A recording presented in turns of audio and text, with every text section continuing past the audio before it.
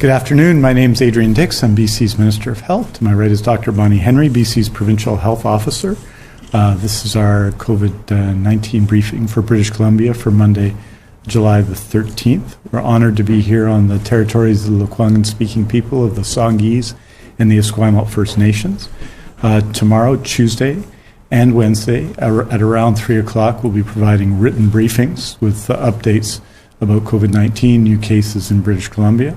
On Thursday, there will be another in-person briefing here from Victoria, Dr. Henry and myself. On Friday, there'll be a written briefing. And then the following Monday, there'll be a written briefing as well, next Monday. And we'll be back here on Tuesday at 3 o'clock as well. So that's the update over the next week. And with that, I'm honored to introduce Dr. Bonnie Henry. Thank you, and good afternoon. And I will correct you in that this is our COVID-19 update for July 6th, not 13th quite yet. I know. I was hoping. So we have 3 reporting periods for today's update. Friday to Saturday, we had 9 additional cases test positive for COVID-19. Between Saturday and Sunday, we had 15 people who tested positive, and Sunday to today, an additional 7 people. That's a total of 31 people who have tested positive for COVID-19 since Friday, bringing our total in British Columbia to 2,978 people. That includes 1,008 people in the Vancouver Coastal Health Region, 1,570 people in Fraser Health, 132 people in the Vancouver Island Health Region, 203 people in the Interior Health Region, and 65 people in the Northern Health Region. We have no new healthcare outbreaks. We remain with the 4 active outbreaks in the healthcare system, 3 in long-term care and 1 in acute care. We've had an additional 11 new cases in those facilities, 2 of whom are residents, bringing the total to 393 residents and 246 staff who have been affected with COVID-19. So we currently have 166 active cases, of whom 16 people are in hospital, 4 of whom are in critical care or ICU. Sadly, we've had 6 people who have died over the past 3 days. 4 in the Vancouver Coastal Health Region, all of them in long-term care, and 2 in the Fraser Health Region, one of whom was a person who passed away earlier in June at Langley Lodge, but the death in review has been attributed to COVID-19. So this brings our total a number of people who've died. Actually, I don't have the total in front of me, but we want to pass on our condolences to all of those, particularly the families of the people who have passed away over the last few days.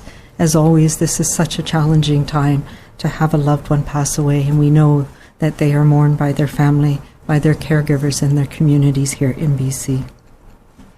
We have 2,629 people who have fully recovered from COVID-19. As you know, over this past weekend, things have been progressing in terms of our new normal, and I know many of us have found many more people out on the streets enjoying the weather that we have here in BC and the many activities that we can do safely right now.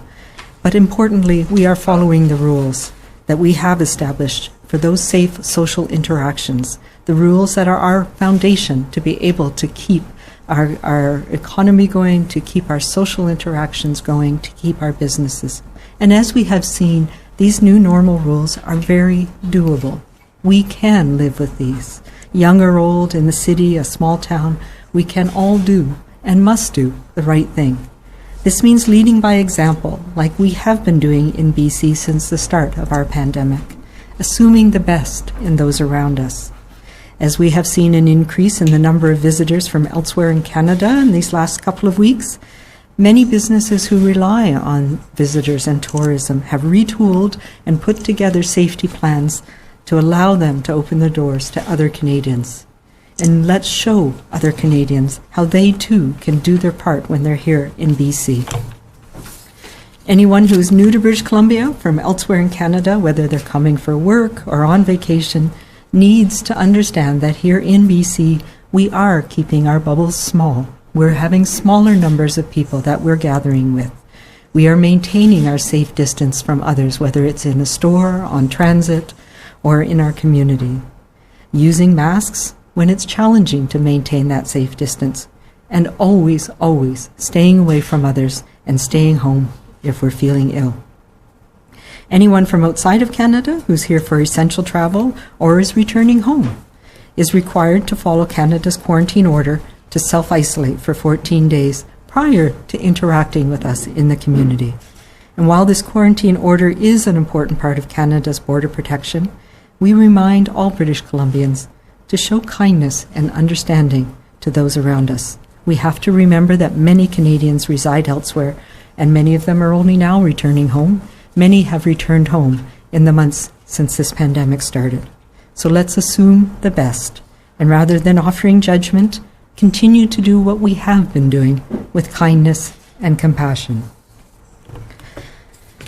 COVID-19 has created many, many uncertainties and fear, but we have built a path forward in British Columbia that will keep all of us safe in the weeks and months ahead. And we need to keep that balance so that we can continue to have visitors to our long-term care homes, so we can continue to go to restaurants, we can continue to meet with each other. And through our own personal efforts and actions, we can protect our communities, particularly our elders and seniors who we know are more vulnerable, and our loved ones. We are in this together, but our public health teams are monitoring and managing all of the new cases that we have in BC every day, making sure that we have all of the contacts, and we are doing our bit by minimizing those contacts that we have so that we can modify as we need and how we run our businesses, how we spend time with others. We've worked hard to flatten our COVID-19 curve in British Columbia, and by continuing to stay vigilant, to follow our foundations and work together, we can continue to keep our communities, our families, and our province safe. And in doing so, let's remember to be kind, to be calm, and to be safe.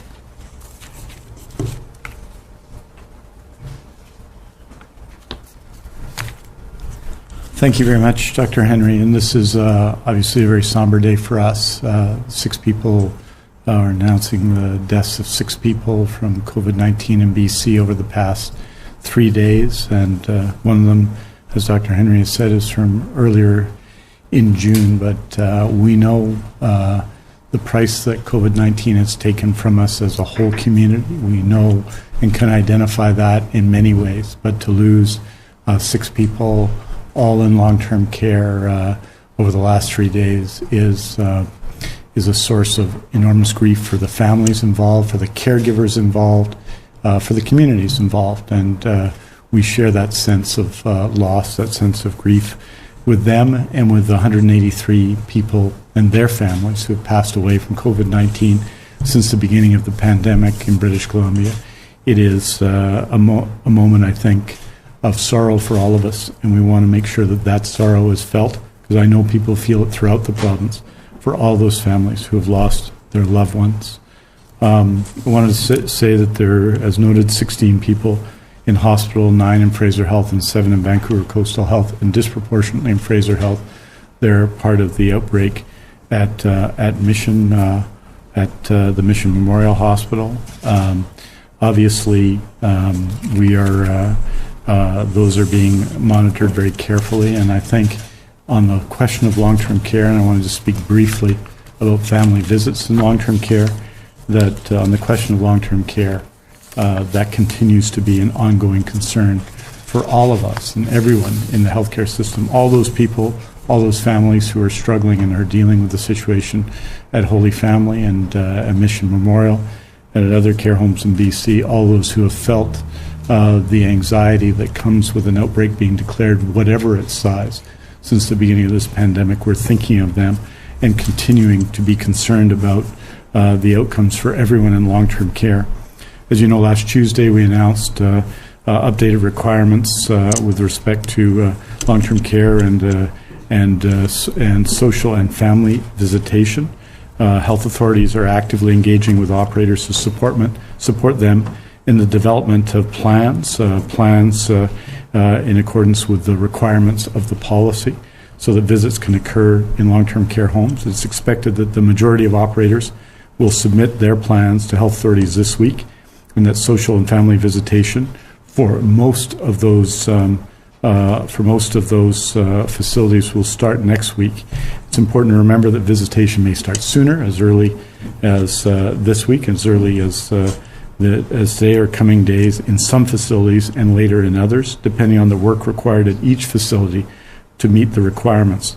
Visits, of course, must be scheduled in advance, and operators are required to maintain a list of visitors and their contact information. I'll have more information on Thursday on the progress that facilities and health authorities have made on this important issue, and we'll have that on Thursday, including the number of plans submitted and approved. As I usually do on Monday and Tuesday, I want to bring you an update on PPE. In particular, as you know, as we do as of last Monday, June 29th, we had procured since the end of March 5,933,095 or equivalent respirators, 22,300,000 surgical or procedure masks, 2,301,000 pieces of eye protection, almost 50 million pairs of gloves, and over 2,825,000 gowns. This week, in the week since last Monday, June 29th, we've received the following: 15,342 N95 or equivalent respirators, 516,250 surgical or procedure masks, 3,665,250 pairs of gloves, and 114,160 gowns. We'll continue to source and test our PPE and are working hard to pursue any and all credible leads for safe and effective product for our healthcare system. And finally, just in closing, as you know, on June 24th, Premier Horgan and Dr. Henry announced our transition to our Phase 3 of our COVID-19 response. And as we start the third week of this transition, one guided by science, prudence, and care, our commitment to stopping the spread stands. We know that physical distancing saves lives. We know that bending the curve, not the rules, has brought us to this point in our social, surgical, and economic renewal. We know that in our individual and collective BC effort with COVID-19, we made the difference. We also know that this continues to be with us in communities. 31 cases over 3 days, but people also, 6 who have passed away. And it reminds us of how we are all linked in dealing with COVID-19. It's that linkage, that coming together, that work of everyone in the community that has brought us to this point. So is staying 100% all in on our BC COVID-19 response. And this summer, our effort must continue this day and every day, no matter where we are in BC and no matter where anyone else is, anywhere else in the world. This summer is a welcome chance for all of us to catch our breath, to recharge and renew ourselves. By staying 100% committed to stopping the spread, we give the peace of mind and calm we seek and that we need in this period where we have this enormous challenge before us. Aujourd'hui, nous faisons le point sur le nombre de nouveaux cas pour 3 périodes de référence de 24 heures chacune, soit celle des 3 et 4 juillet, celle des 4 et 5 juillet et celle des 5 jusqu'au 6 juillet en mi-journée. Nous sommes attristés d'annoncer 6 nouveaux décès liés au COVID-19 dans le région de santé de Fraser, 2, et de Vancouver Coastal, 4, pour un total de 183 décès en Colombie-Britannique. Nous offrons nos condoléances à tous ceux qui ont perdu leurs proches pendant cette pandémie. À ce jour, 2629 personnes dont le test de dépistage de COVID-19 était positif sont maintenant rétablies. Pour la première période de référence, qui s'étend jusqu'au 4 juillet, nous avons eu 9 nouveaux cas. Pour la deuxième période de référence, qui s'étend jusqu'au 5 juillet, nous avons eu 15 nouveaux cas. Au cours des dernières 24 heures, 7 nouveaux cas se sont ajoutés pour un total de 2978 cas en Colombie-Britannique. Thank you very much. Merci beaucoup. We're happy to take your questions. Thank you, Minister. As a reminder to callers on the phone, You are limited to one question and one follow-up. Please take yourselves off mute. And if you wish to enter the queue to ask a question, please press star 1. If you have entered the queue, please repress star 1 to ensure your place. First question today is from Hina Alam, Canadian Press. Hi, Dr. Henry. Hope you're doing okay.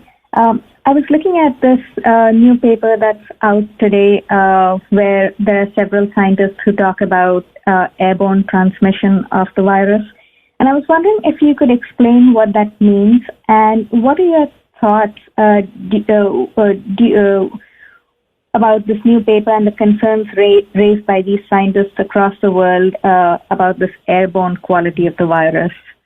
Yeah, I think I want to start off by saying that, the WHO has been doing an amazing job at trying to keep up with what is going on.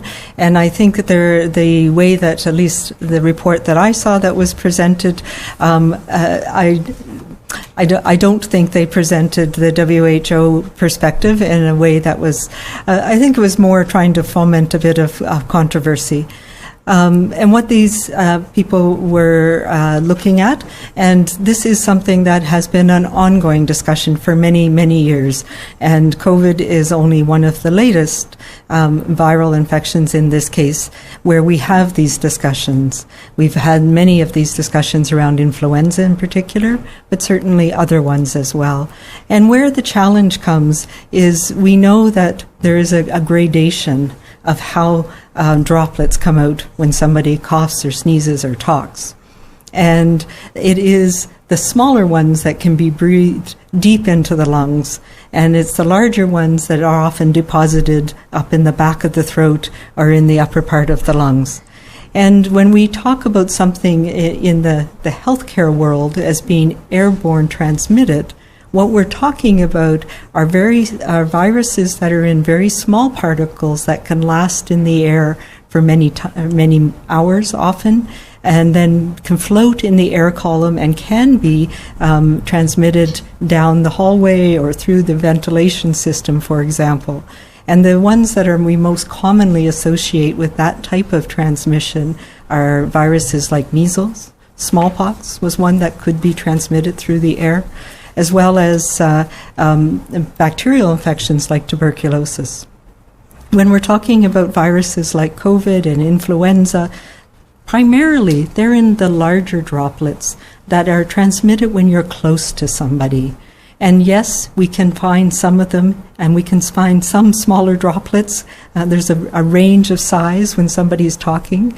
But we know that the amount of virus and the moisture the virus needs to stay alive is a bit more for some of these viruses like influenza and COVID. So you're more likely to breathe it in. So in the fact that it's transmitted through the air, I think we're all on the same page about that. And the fact that it's not transmitted long distances in the air column, we're all on the same page about that. Where there's some challenges is how much of it is due to the small aerosols that are transmitted when I'm close to you, or the larger droplets that tend to fall out more readily.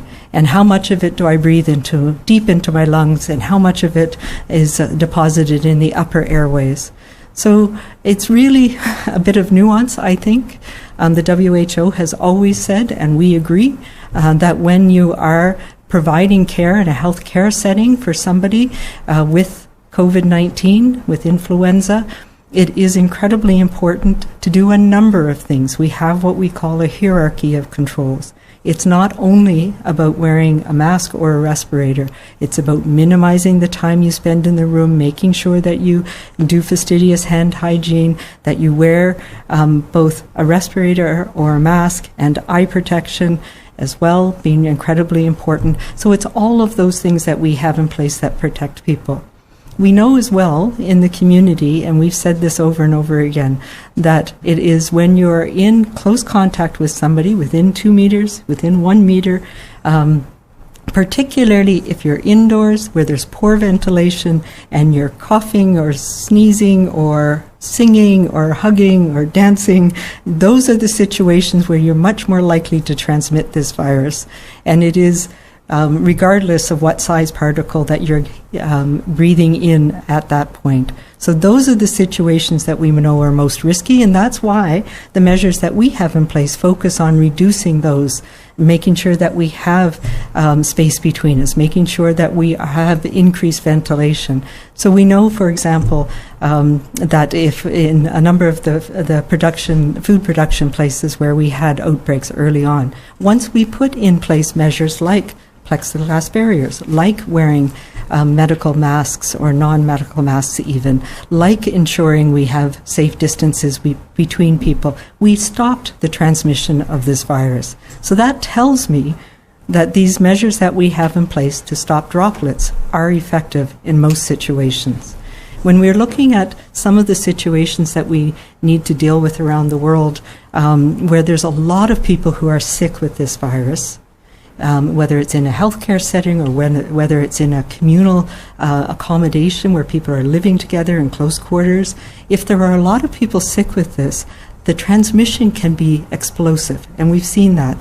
And we also know that it means that we are bombarded with virus in our environment, and it's much, much more difficult to stop the transmission because we need to be fastidious with cleaning, we need to cover our eyes and our mouth, and it's much more difficult to do that. And in a healthcare setting, one of the main reasons why we were working so hard to make sure we weren't overwhelming our healthcare system, because we know when you have a lot of people sick, the burden of virus in the healthcare system means that any mistake that you make in putting on or taking off your PPE or being in close quarters with your workmates, though there's no leeway that there's enough virus around that you may run a very high risk of being infected. So that's why we have in place the protocols that we do in our healthcare setting. That's why we've been so careful about minimizing cases in the community, because the more virus you have around, the more chances that you're going to pass it on to others inadvertently. The one other thing I will say about it is, so I don't think it's either or. I think we need to take the precautions that are suitable for the environment that we're working in, and we know what those are in our healthcare system, and they have worked. We know what they are in our communities, and they have worked. The one other sort of complicating factor that can make it a challenge sometimes is some people shed more virus than others, and we can't tell ahead of time who that's going to be. So some people, for reasons that we don't know, even if they have mild symptoms, may shed a lot of the virus and may have a higher probability of infecting others. And if somebody like that attends a church service, we've seen that happen in a couple of places, or goes to a nightclub where they have contact in a close environment, enclosed environment with poor ventilation with lots of people, we get very rapid explosive outbreaks. So it's not, I think this is something that we need to take into account and look at our own situations and come up with the best way of protecting everybody in those situations. And the best way to protect people is making sure that sick people stay away from others, making sure that we are keeping our safe physical distancing, putting in place the administrative things to reduce the number of people in that environment. One of the reasons why we have been so anxious about having visitors in our healthcare system, so that we can give people the time and the space they need to make sure we're cleaning properly, to make sure that we have the personal protective equipment that we need. So it's kind of a long answer. Do you have a follow-up, Hina?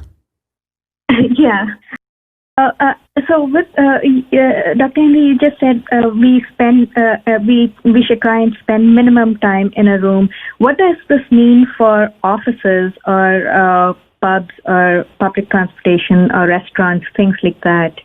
Yeah, well, that's why we have put in place the measures that we have to reduce the number of people in those environments. So restaurants, for example, maintaining the spacing between tables, keeping the groups in those tables small. So we have a limit of 6 people at a table. The reasons for that are so that you don't have those opportunities for the virus to spread between people. Putting up barriers, those are the things that work. Same in an office environment, making sure we increase the ventilation as much as possible, including natural ventilation. So that helps disperse the virus, if there is any there, but also really, really importantly is keeping people who may be sick with this out of those environments. And that's why it's so important to stay home if you're sick, to not go into work. And then all of those hybrid measures that we've put in place for the coming months to a year until we have an effective treatment or vaccine. This is where we have to find our balance, doing the things that we have put in place in our retail outlets and transportation. Those are the things that we know work to prevent transmission of this virus. Next question is from Vaughn Palmer, Vancouver Sun. Good afternoon, Dr. Henry. Thanks for taking my question. I see a report out of Seattle where they're saying that although there's been this surge in cases in Washington state, they don't see any obvious link where they could say that the virus was spread by the public protests, by the large outdoor gatherings. They don't find significant links between people who have COVID-19 and them having acquired it at one of these public protests. Do you have any indication here, one way or another, whether we've seen cases that were related to the big public protests we had here in British Columbia? Yeah, so there's a couple of things on that, and we had this discussion. I had this discussion with my colleagues in Washington and Oregon and last week. But the short answer is no, we have not seen. So we follow up every single case here in BC, as you know. Currently, we do not have any cases that have been associated with the protests that took place. I think there's a number of reasons for that. And in talking with my colleagues in the U.S., they also have not seen surges related to those activities. And it is likely a combination of them mostly being outside, being shorter periods next to people, perhaps. Many people, at least here in BC, keeping distances, wearing masks, and those things can help. I think particularly the outside nature of them makes a big difference. Having said that, where they have seen in the United States in particular, outside transmission is large groups going to parties and events on the beaches, for example, where they have had transmission between people who are spending time, even though it's outdoors, together in large groups in those settings. So there's something inherently different about what you're doing with a group of people partying on a beach versus what we've been seeing with some of these protests. And that was surprising. I think many of us thought that it would be a similar risk, but I think it has to do, similar to what we were just talking about, is that the conditions for spreading of this virus are spending a lot of time in close contact, face-to-face with somebody, and particularly if you happen to be by somebody who's spreading a lot of virus. Do you have a follow-up, Vaughn? Yeah, I maybe don't have enough data yet, but is the suggestion here that it's related to time and the amount of time you're together and whether or not you're face-to-face, not just a matter of how many of you there are, and maybe also what you're doing, whether you're making a lot of noise and partying or whether you're just quietly listening to someone give a speech? Absolutely. And we've said that all along. It's what we call the 3 C's. So close contact over a continuous period of time in a closed environment are the ways that we know this is more likely to be transmitted. But yes, if we're in an environment, and we say 15 minutes is a sort of minimum. So I think the corollary of that is that you're not likely to get infected by somebody walking past on the street. Even somebody running past you on the street is, if they happen to be infected, those are not the environments where we're going to see this being transmitted. It's when you're spending time with people, when you're sharing foods and drinks with people, when you're partying, dancing, laughing, kissing, hugging, those are the situations that you're much more likely to spread droplets between people. Next question is from Binder Sajjan, CTV. Hi, Dr. Henry. A lot of people are watching what's going on in the United States with their case numbers and wondering when would it be possible to even think about reopening that border. And I'm wondering, I know this is a federal government decision, but in your mind, what would you like to see, ideally or practically, in terms of taking that next step, I guess, to loosen border restrictions? Yeah, obviously we're very concerned. We know that that's how we got into trouble back in March, is that we had a lot of people coming across the border. A number of our new cases are people who've either traveled or been in contact with somebody who just came back from the U.S. Recently, my home province of PEI had contact with somebody who had come up from the U.S. after not having cases for several months. So it is a worry. It's very much a concern. We know there's quite a bit of travel across the border, but nothing like what we usually see. I cannot see vacation travel this summer from the U.S., given the rates that we're seeing and how widespread it is in the U.S. right now. And it really shows us that once this virus starts to spread in the community, if we're not taking those measures that many states took early on, and you open up too much too soon, or people aren't doing the things that we seem to be doing here very well in Canada and here in BC, making sure that we have these precautions in place, then you can get widespread transmission. And though their hospitalization and ICUs are not being overwhelmed in the same way that they were early on, we are now, even young healthy people can get very sick with this. And if you have lots of people sick, then the probability of having young people get very sick and die goes up dramatically. And we've seen that with some very young people who've died recently. So it is a worry. In terms of the border, it is a federal decision, but I know there's been ongoing conversations with across the country. So I do see, I was encouraging to make sure we had opportunities for families to reunify across the border. I know how challenging that can be.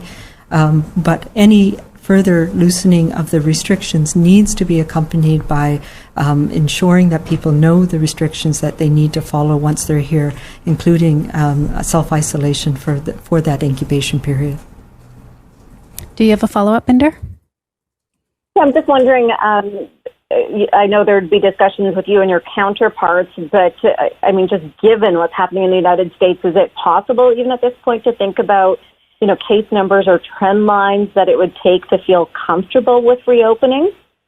Well, the U.S. themselves, they have some reopening criteria that they're following, and I know very familiar with what they're using in Washington and Oregon, for example, which is all very similar. The U.S. CDC has actually recommended a number of the criteria, so number of cases per population and things like that. But importantly, and what we're doing here in BC, one of the things I keep saying that we need to measure and that we are following every day is unlinked cases and our ability in public health to follow up every single case.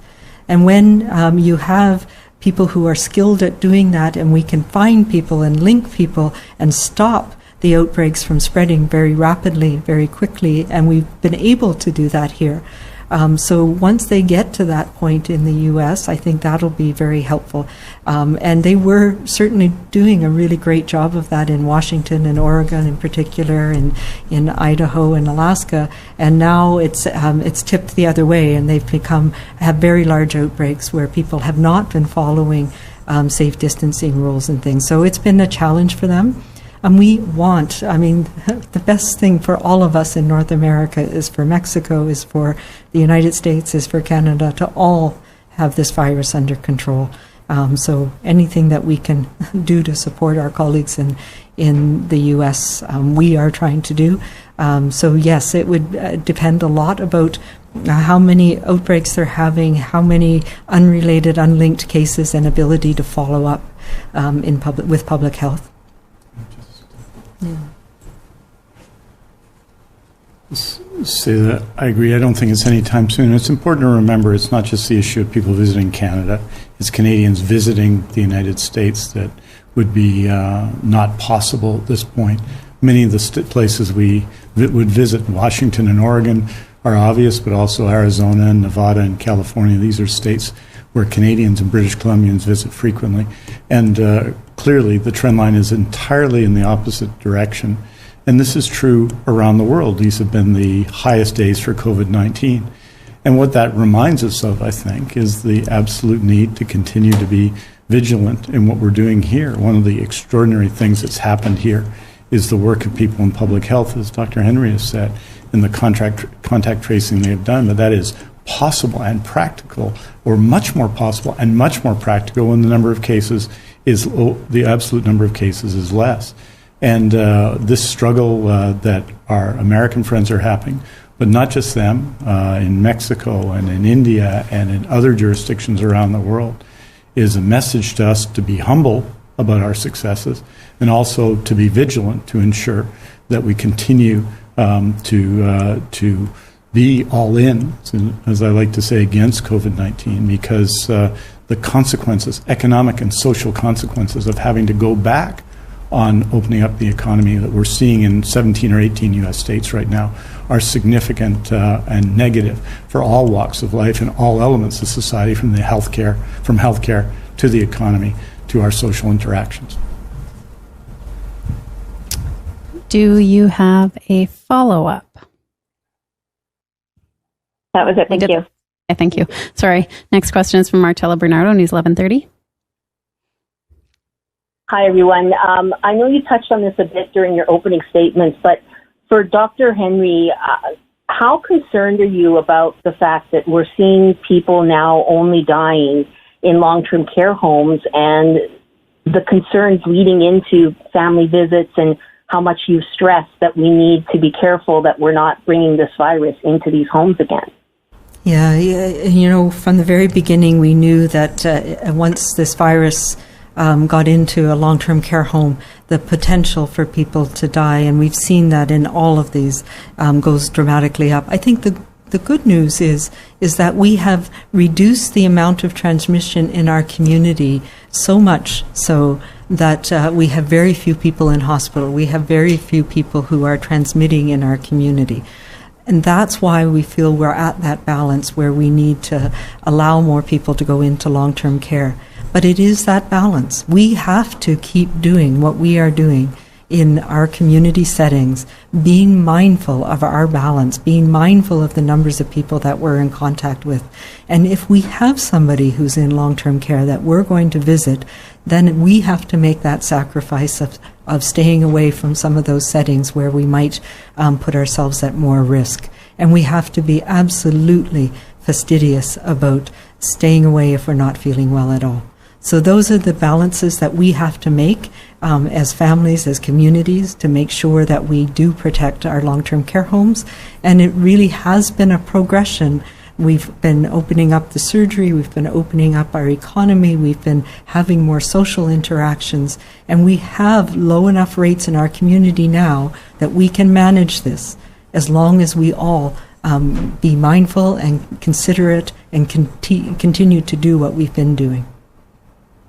Do you have a follow-up, Martella? Yes, just regarding all of the chatter in the past week about Americans vacationing in BC and how you stress the importance of people trying to be compassionate and understanding that these people may be Canadians that might be coming across the border. Have you had any evidence yet of anyone vacationing from the United States that's exposing people to COVID-19? Have any of these cases been linked to those specific allegations? Not that I'm aware of. None of the cases that we have in BC have been related to people that we know have been here from the United States. We know that there are essential workers, both Canadians and Americans, who come back and forth across the border, and we have had people become sick once they're here in BC. But not anybody that I'm aware of who's in here in BC vacationing when they shouldn't be. Next question is from Megan Curran, West Shore Voice News. Hello, Bonnie. Thank you for taking my question. How do you feel that youth in BC have responded to the COVID-19 message about physical distancing and avoiding group activities? Do you feel the seriousness of the disease has become recognized by youth? Yeah, you know, I ask this question of young people in my life, and it, as it does with everything, varies. Most young people are very community-minded. Many of them have gone through, I mean, this is a very difficult time for young people. The uncertainty, particularly if you're graduating from high school this year, it was not the experience you might have wanted. And so I have a lot of empathy for young people and what they're going through. If you're starting university and suddenly everything's gone online, you're not sure what your job prospects are, these are very challenging times. And young people are social people in ways that that are challenging to curtail sometimes. But I think the vast majority of young people in BC and across Canada are taking this very seriously. They're seeing what's happening to their families and their communities, and they're being respectful of each other. And I've been incredibly impressed by youth in British Columbia and how they have responded and the resilience that they've shown and the caring for their communities. Do you have a follow-up, Megan? No, I just wanted to say thank you. I'm an 18-year-old myself, just graduated from high school, so I completely understand what you have to say. And I just, on behalf of all youth, I really appreciate what you're doing for us. So thank you so much, Dr. Henry. Thank you. And you know what? I was just so impressed at first, when everybody was saying, oh, graduation, you're ruining everything. You're ruining my life, as some young people in my life told me. But the innovative and the really neat ways people have come together and celebrated that, my hat's off to young people. Next question is from Michael Potestio, Kamloops This Week. Hi there. We've had a long-term care home provider express concerns to us about an inability to compete with the province when it comes to hero pay. She said the organization has been impacted financially by the pandemic, fewer residents, and more money having to be spent on cleaning and PPE. And increasing employee pay by $4 per hour, as has been done by the government for public employees, isn't feasible. So my question is, why are employees for privately funded health care excluded from hero pay, and does it not concern you that care at private homes could be impacted if employees were to leave jobs in a publicly funded home, which may pay more? Well, you're specifically referring, I think, to the pandemic pay proposal. There's two sets of proposals. Obviously, one is a single site proposal where there was a lifting up of employees to the essentially to the HABC standard, and that occurred, and that's occurring across health authorities based on an order from the provincial health officer. So that's one set of things. The second is the issue of pandemic pay, which is 16 weeks of pay in certain sectors, and that the only limitation was it went to many private care homes, but those that provide public services, all those employees got that. The only people that are excluded from that category are those that are serving private care homes, where the expectation for pandemic pay would be from the employer in those cases. So this, in British Columbia, I think our pandemic pay has been the widest of any jurisdiction in the country, or at least as wide as any jurisdiction, and wider than most jurisdictions. So more people are eligible, including people who work in for-profit or non-profit long-term care homes, for example, who are essentially serving the public through public beds. So we had a wide thing. I know some people would like it wider, and there's several proposals to widen it out. This is a federal provincial measure, and those were ultimately have to make decisions about the limits of the size of the programs, and our decision was to limit it for that period, for that 16-week period where the pandemic pay was available. The $4 an hour was available to people who are contractors to government or direct government employees in those cases. Thank you. And do you have a follow-up, Michael? No, that was it. Thank you very much. Thank you. Next question is from Keith Baldry, Global News. Hi, Dr. Henry, Minister Dix. Thanks for taking my question. I don't want to belabor this particular point, but back to U.S. visitors and such. I know you've told since day one not to rush to judgment about why people are where they are in terms of traveling. We don't know their backstories. But I have to say, anecdotally, the amount of queries we're getting from people who are angry that they see American license plates out there when, again, they don't know the backstory. Are you concerned at all that there might be sort of a rise of intolerance out there and people just not behaving properly when we're looking at people with a non-British Columbia license plate? Yeah, I think it's a sign of the fact that, this has been anxiety-provoking, it's been frightening, it's been, we've all had to suffer and sacrifice to get through this last few months, and it worries us when we see people who may not understand our risk and our anxieties and our fears. And it is a reflection of fear and concern. And sometimes that comes out as anger, and sometimes that comes out as intolerance. But I think for the most part, we need to take a step back and just realize we may not know everybody's backstory, and that we need to be open. And I think here in British Columbia, it is perfectly valid for us to say, this is how we do things here in a gentle way, and model that behavior and ensure that people know what their expectations are. And that includes keeping safe distances. It includes keeping our groups small. It includes, if you're on your way to Alaska, then you're on your way to Alaska, and we will support you in getting there safely. So those are the things that we need to remember now, and we need to continue to do what we've been doing, which is caring for each other to get through this together. Do you have a follow-up, Keith? As a follow-up, going back to the very first question about that 269 scientist paper, I take it from your answer, which is quite detailed, that that will not convince you to change your protocols when it comes to public health measures such as physical distancing and the wearing of masks. No, it is something that I have thought about, and as many people across the country and around the globe, as you can tell. But these are the measures that we've put in place have been based on a hierarchy of controls. So it's not just about wearing a mask or a respirator. It's not just about one thing. It's about having those layers. And we know that if we start having more transmission in the community, then we need to have other layers. We need to be more careful about them. We may need to require, for example, masks in certain situations. But it is making sure that we have multiple things in place to protect us, not just focusing on one thing or another.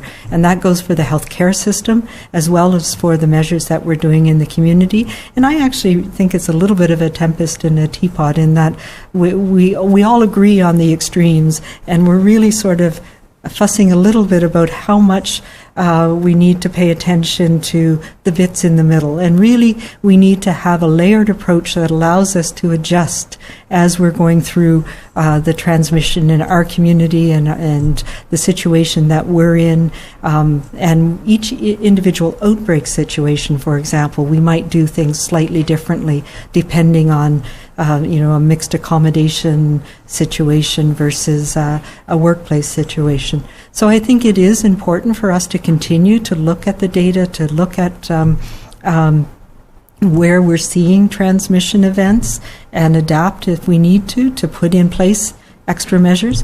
I also think, I really hope that this stimulates some more innovation in things like more effective and easier to wear masks that we can use repeatedly, that are much more effective. It discourages me that we're here after SARS in 2003 and a pandemic of H1N1 influenza in 2009, and we still don't have a decent fitting mask that can be used in easily in settings in all healthcare settings. So those are the types of things I'd like to see some innovation in. We have time for one more question today. For any reporters that didn't get to ask a question, there will be a statement released later this afternoon. For recommendations on protecting families and communities from COVID-19, visit bccdc.ca. For non-medical questions about the province's COVID-19 response, visit gov.bc.ca/COVID-19. And for a full listing of the provincial health officer's orders, visit gov.bc.ca/PHO guidance. Last question is from Tanya Fletcher, CBC. Good afternoon to you both. We're hearing from some family members of those in long-term care homes. They say that COVID-19 has highlighted some issues that have been happening for a long time. They're talking about inadequate staffing levels, stories of malnutrition, dehydration, diapers left unchanged for hours, saying that those conditions aren't just in Quebec or Ontario. So how does the province plan to address these issues, and is more oversight or regulation needed? Yeah, I think it is something, and I will say particularly in long-term care, as it has uncovered a number of issues that we've known about for a long time that we've been trying to address. I will also say that this has exposed inequities in health and inequities in our communities as well that we need to address. But I'll leave it to Minister Dix to talk about long-term care.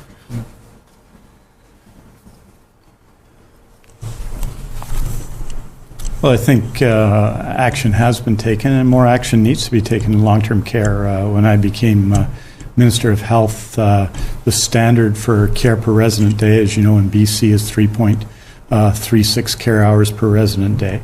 And that number, on average, was dramatically below that on average. In British Columbia, there were 75 care homes when I became Minister of Health that were under 2.9 hours per resident day, meaning they were more than 3 hours per resident under the standard every single week. And so that's changed. There were 75, now there are none.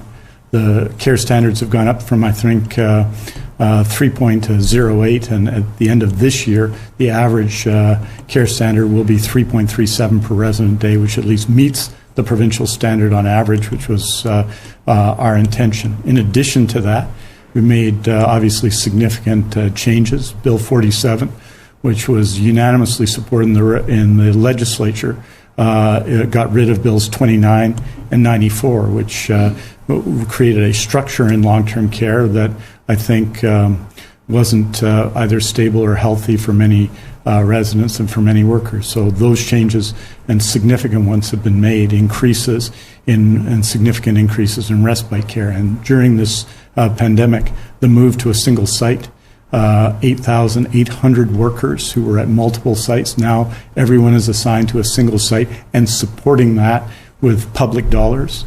The money this past week provided to long-term care homes across BC, the $23 million to deal with the situation between April and June, and the subsequent funding to support visitation. All of these are significant steps. The access to PPE in our supply chain, which we did earlier, than many other jurisdictions. So the situation isn't perfect, but I think we've been making significant progress. These very significant investments that have been made in the last 2 years that have changed the structure of long-term care, we have to continue to work together. And the final thing I'd say is, from the beginning, everyone has been working, from the beginning of this pandemic, everyone has worked together cooperatively. Unions and private long-term care homes and public ones and health authorities and the Ministry of Health and health officers in every health authority have worked together cooperatively. And that Team BC approach has really helped us during this period. We've got a lot of work done, and we've got a lot more left to do. But it's been making these investments that I think we can continue to make progress. Do you have a follow-up, Tanya? Please, Minister, just hearing you list all of those things that you've done since your government came in regarding long-term care homes. I know the Premier has said those same things, but and he has dismissed the idea of a public inquiry. But if more evidence of these types of conditions or proof comes forward about gaps in the system, would you commit to a public inquiry at long-term care facilities? Well, right now we're in the middle of the pandemic. We talked today about the significant issues at a couple of long-term care homes, in particular Holy Family Care Home, which is connected to Providence Healthcare, which is one of the most highly respected health providers, nonprofit health providers in Canada. It just shows how challenging COVID-19 is for long-term care. So right now we're focused every day on dealing with the reality of keeping people safe, as we open up to visits, of keeping people safe. I expect there to be reviews after the COVID-19 pandemic where we deal with these things. But we have to take action now, and the action that we've taken even in the last week to support, not just to say we're going to allow visitors, but to take substantive structural action to keep seniors and residents in long-term care safe, keep workers in long-term care safe, to ensure that the standard of work and the standards that they all should expect are increased in this time, is, I think, something that is very positive. So, there are going to be reviews, of course, of our COVID-19 response, of all of our COVID-19 response once it's over. But we're in the middle of this now, and we've got to continue the momentum of making improvements in long-term care and doing it with all the partners in long-term care involved. Minister, would you mind giving a brief summary of that in French for her? En français? Yeah, please. Thank you. On le veut en français. Pour nos maisons de soins de longue durée, je pense qu'on a fait des investissements importants depuis 2 ans. Des investissements qui ont changé ce qui se passe, ce qui se déroule quotidiennement en long-term care. On veut dire que le moyen de soins, le moyen d'heures de soins dans le secteur était en moyenne à peu près 3,08. Quand je suis arrivé en tant que ministre de Santé, à la fin de cette année, ça va être 3,37, qui est quand même une augmentation importante. Et on a pris des mesures depuis le commencement de cette pandémie qui sont importantes, qui je pense, sont toujours mis dans le cadre d'une équipe Colombie-Britannique démarche dans le secteur. Et je pense qu'on a eu des réussites. Mais la pandémie COVID-19 est très difficile, surtout pour les personnes de troisième âge. Et il faut forcer de reconnaître qu'on est au sein de cet effort maintenant, au sein de cette bataille. Et il faut continuer à augmenter nos efforts. Et il y aura bien entendu des revues après cette pandémie pour juger, pour améliorer nos réponses. Mais actuellement, force est de reconnaître qu'il faut continuer de travailler à fond, de protéger des gens et de leur laisser vivre pendant une période de pandémie. Merci beaucoup. Thank you very much.